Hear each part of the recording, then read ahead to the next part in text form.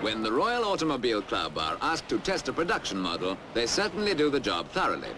Austin's wanted to establish just how many miles to the gallon could be expected from their A35 on a long run with average driving conditions. One of the first questions the customer asks about any car these days. So the RAC officials came along to the Long Bridge Works to pick an A35 off the production line with a metaphorical pin.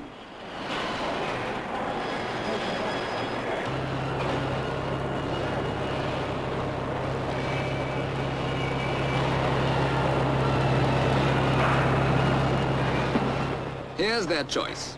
Of course, it would have been all the same whatever vehicle they had picked for the test. The Long Bridge Works turns out an A35 every 2 minutes, and they pride themselves on the fact that all these lively little cars are as alike as two peas, built to the most rigid standards of engineering perfection. But a test is a test, and the only way to ensure absolute fairness is to choose one out of the hat. From this moment on, the car, a two-door saloon, never leaves the watchful eye of the RAC. Only the routine final inspections are permitted, no special treatment. Certainly, the checks are very thorough, but they're the same as any other A35 receives before it leaves the Austin plant.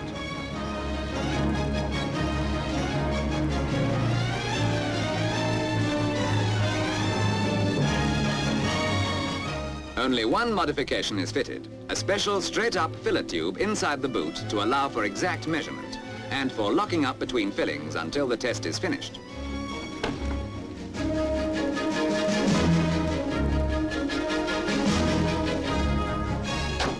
The test is to begin and end in London, but first the car is run in, exactly according to the handbook, with only the standard 500 and 1,000 mile maintenance, all under strict RAC supervision. In the words of the RAC report, items recommended in the maker's handbook were dealt with only, no special preparations, tuning or other attention being required or permitted. For the trial itself, the fuel used is Shell Premium, and the usual recommended grades of oil in the sump, gearbox and rear axle. No upper cylinder lubricants or other additives are used.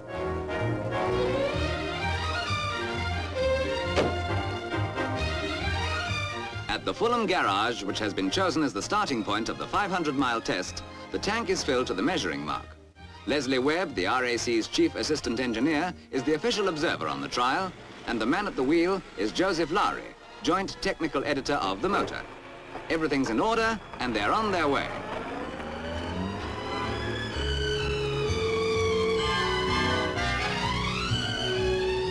Here is the test route, 524 miles in all, a big triangle across southern England and the Midlands. The first leg runs southwest from London, through Salisbury and Dorchester to Lyme Regis.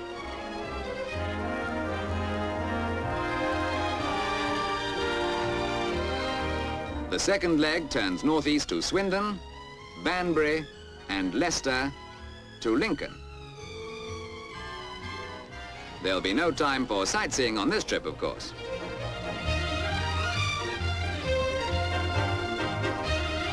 And finally, the home stretch through Peterborough and down the long road to London. The route was chosen to give as representative a mixture of open road, hills and traffic as possible. For while a run of the same mileage across the flat and empty lands of East Anglia, for example, would certainly produce a lower consumption figure, that's not the object of the exercise. What the buyer of a car wants to know, and what Austins are trying to find out for him, is how many miles to the gallon he can expect, not how many he could expect if he were able to choose his own roads.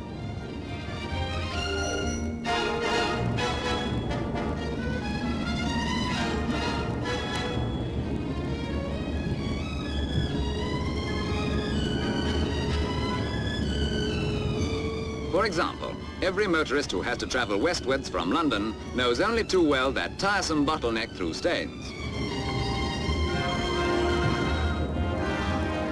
Once over the river into open country, the weather starts making things difficult. Heavy rain and a headwind. But that's motoring for you, and a fair trial must take the weather as it comes, just like the ordinary motorist. The rain's still pelting down as we pass through Salisbury.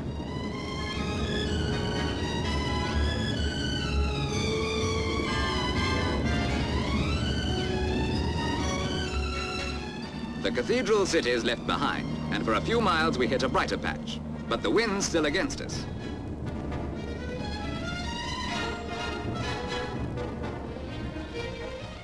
Lowry and Webb break for lunch at Dorchester.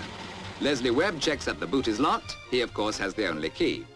And so strict are the RAC test conditions that the car has to be parked where he can see it through the window while he's eating his lunch.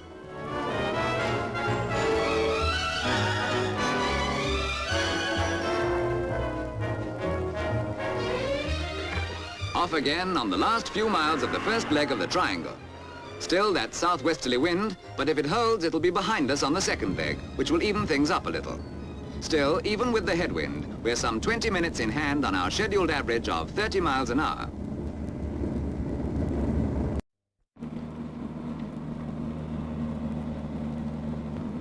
The A35 maintains a comfortable cruising speed, but there's the usual crop of lorries that just won't be passed, and which always manage to turn up just as the road gets narrower and more winding.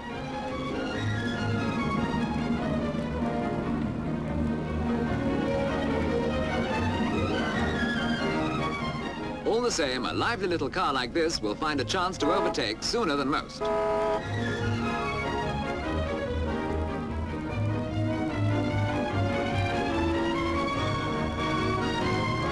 The end of the first leg, Lime Regis, and about time for the first fill-up.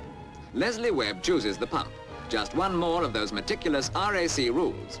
He watches the filling carefully.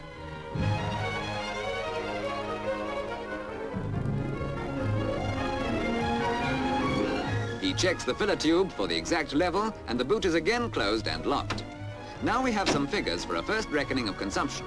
It works out at nearly 50 miles per gallon, but so far we've had the worst of the weather, and the average is likely to be better than that.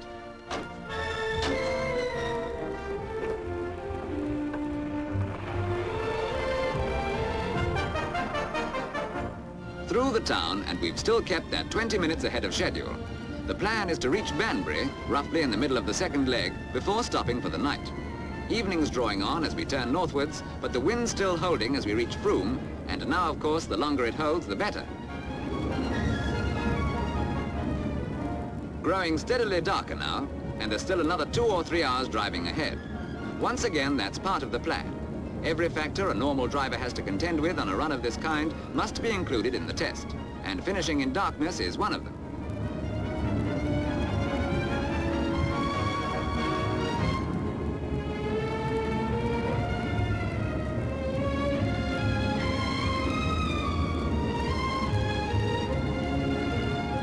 With nightfall, the wind has dropped, but we can't complain. It gave us a little help from Lime Regis to Frome, and the weather forecast predicts some more help in the morning. Banbury, our stopping place for the night. A lock-up has been booked for the car.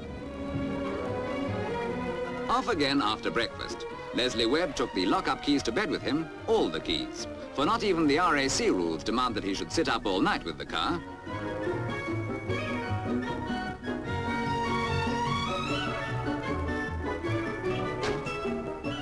By the feel of it, the Met boys were right. There's quite a breeze already, and a following wind to Lincoln will make us all square on the weather. Fair enough.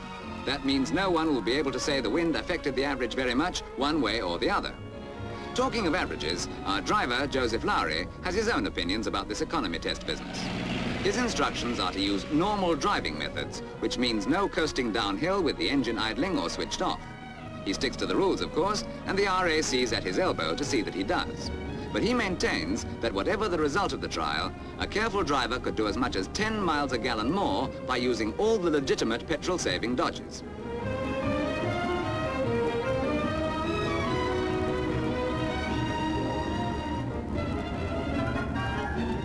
Still, a test is a test, and the idea is to find out what the A35 will do without the dodges. Anything that coasting will save, over and above that, is so much more in your pocket.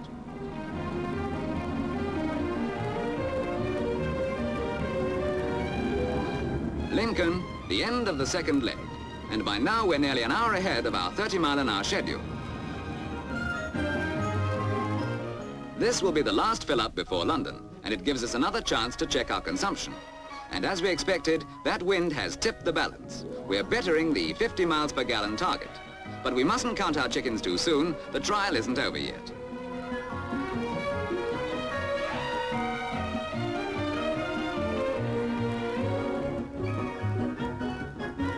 all set for the last and shortest leg, the home run southwards to London.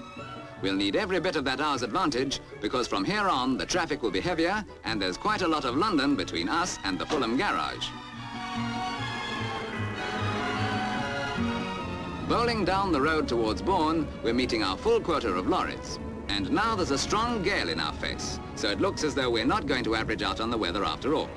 All the same, we've still got most of that hour in hand.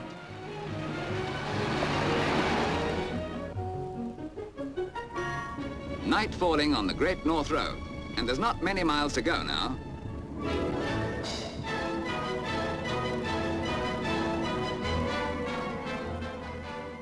Into London, and the evening traffic's building up. We'll have to cross the West End in the thick of it.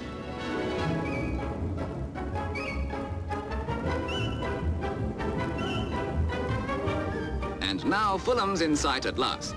524 miles are behind us in 2 days' driving. All we have to do now is to fill up exactly to the original mark, noting how much we have to put in, make the necessary subtractions and divisions, and we'll have the answer. By the way, although this has been an economy test, pure and simple, it's worth mentioning that in the words of the RAC report, for the whole of the period during which the car was under observation, it gave no trouble whatsoever.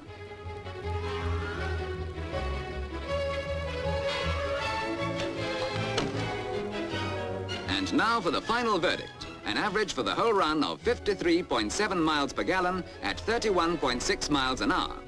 For economy, combined with reliability and comfort, this is proof positive that the baby of the Austin range is still, as it always has been, the finest value in the world.